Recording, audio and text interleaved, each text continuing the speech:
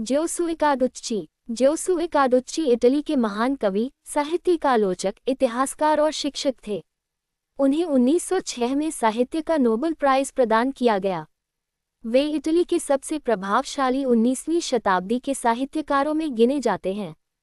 Nobel समिति ने उन्हें उनकी गहरी विद्वत्ता और आलोचनात्मक शोध के साथ साथ उनकी कविताओं की रचनात्मक ऊर्जा, शैली की ताजगी और गीतात्मक शक्ति के लिए सम्मानित किया।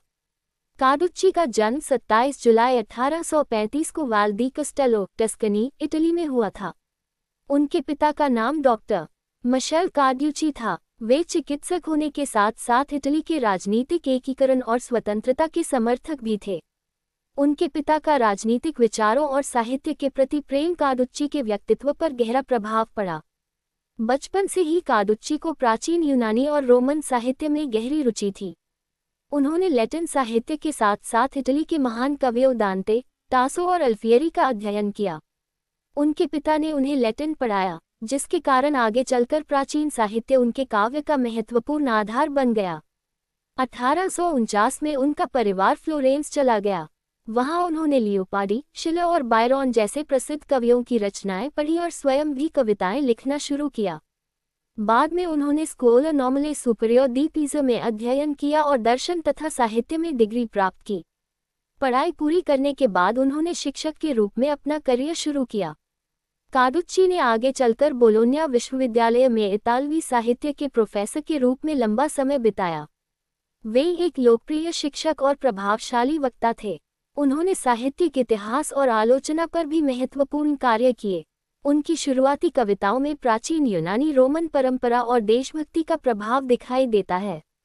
उनकी प्रमुख कृतियों में राइम 1857, लेवियर ग्रावियर 1868, जुवेनिलिया 1863, राइम न्यूओव और ओडी बाबे शामिल हैं।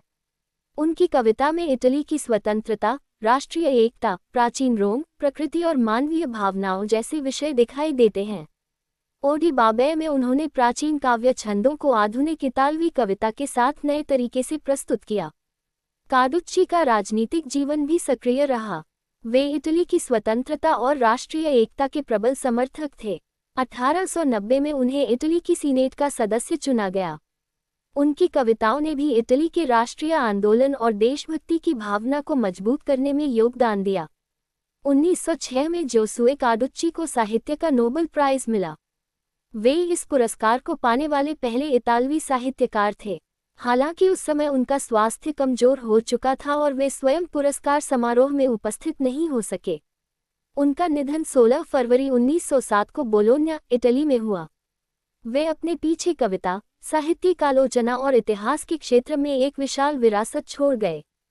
आज भी कार्डुच्ची को आधुनिक इतालवी साहित्य के सबसे महत्वपूर्ण कवियों में गिना जाता है।